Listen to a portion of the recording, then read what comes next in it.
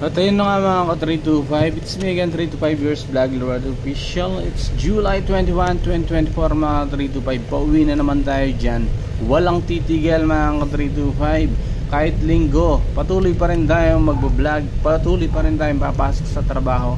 Yeah. Dahil kailangan natin yan sa araw-araw mga ka-325.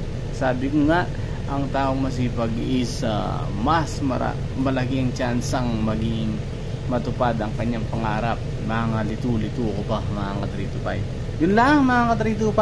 Kung makita nyo, isa medyo maulap dyan ngayon linggo. Yeah. At pauwi na tayo dyan mga ka-325. Yeah. Yun lang mga ka-325. Tuloy-tuloy pa rin tayo. Magpapahinga lang tayo pero hindi tayo titigil, diba? Ganun pa rin mga ka-325. Kasi pag tumigil tayo is wala na. Kumbaga parang sinukuan mo na ang iyong pangarap mga ka-325. Basta tiyaga-tiyaga lang mga ka-325 hanggat may mapala tayo sa ating mga ginagawa araw-araw. Yeah. Dahil wala naman mawawala kung mag-upload tayo syempre at nagtatrabaho tayo mga ka-325 para sa yan, suporta sa ating araw-araw, diba? At nagpapasalamat pala ako sa mga sumusuporta sa atin dyan na patuloy at hindi tumitigil din mga ka-325. Alam nyo kung sino kayo mga ka-325. Hindi ko na kayo isa-isahin mga ka-325. Yeah. Kahit tumataol yung aso ko habang nag-ano ako voice record mga ka-325. Yeah. Yun lang. Basta kahit anong araw yan mga ka-325, ganun at ganun pa rin ang gagawin natin mga 325. Gusto mo tindi pag nagutom ka is kakain ka. Gusto mo hindi pag natulog ka gigising ka. Diba mga 325? Kung may trabaho ka naman, gusto mo tindi may trabaho ka, magtatrabaho ka dahil may schedule ka.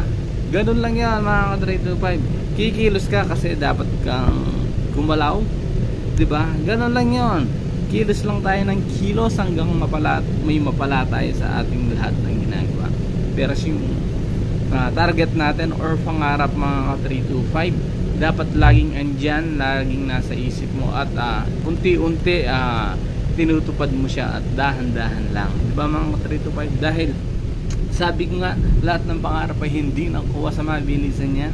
Kunin natin sa mga bagalan, hindi makuha yan sa isang minuto, sa isang oras, sa isang araw, sa isang buwan, sa isang taon. 3 to 5 years from now mga 3 to 5 dapat lagi tayo may mga resulta sa lahat ng ating mga ginagawa.